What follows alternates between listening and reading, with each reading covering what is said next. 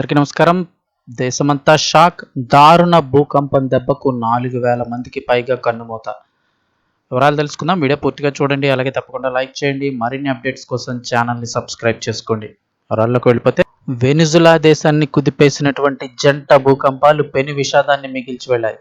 June 24 తేదీన కేవలం 39 సెకండ్ల వ్యవధిలో 7.2, 7.5 తీవ్రతతో వచ్చిన ఈ జంట భూకంపాల వల్ల ఇప్పటి వరకు 4,118 మంది ప్రాణాలు కోల్పోగా 16,740 మంది గాయపడ్డారు.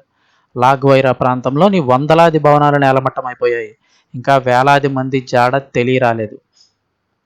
ఇక ప్రాణాలతో ఉన్న వారి కోసం అధికారిక గాలింపు చర్యలు నిలిపివేసినప్పటికీ కడసారి చూపైనా దొరుకుతుందేమో అని స్థానికులు తమ వారి మృతదేహాల కోసం శిథిలాల వద్ద ఇంకా వెతుకుతూనే ఉన్నారు.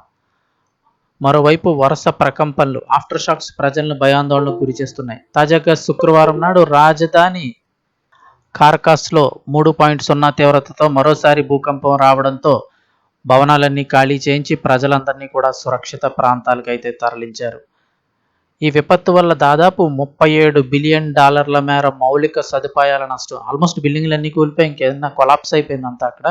$37 బిలియన్ మేర మౌలిక సదుపాయాల నష్టం వాటిల్లినట్లుగా ఐక్యరాజ్య సమితి అంచనా వేసింది. 13 లక్షల మంది బాధితులకు తక్షణ సాయం అందించేందుకు $300 మిలియన్ నిధులు కావాలని యుఎన్ విజ్ఞప్తి చేసింది.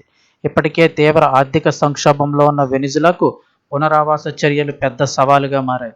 ఈ నేపథ్యంలోనే యూకే ఆంక్షల కారణంగా బ్రిటన్లో స్తంభింపచేసిన దాదాపు 30 టన్నుల తమ దేశపు బంగారాన్ని సహాయక చర్యల నిమిత్తం తక్షణమే విడుదల చేయాలని వెనిజులా తాత్కాలిక అధ్యక్షురాలు డెల్సీ రోడ్రిగ్స్ బెటన్ రాజు కింగ్ చార్లెస్ని అయితే కోరారు.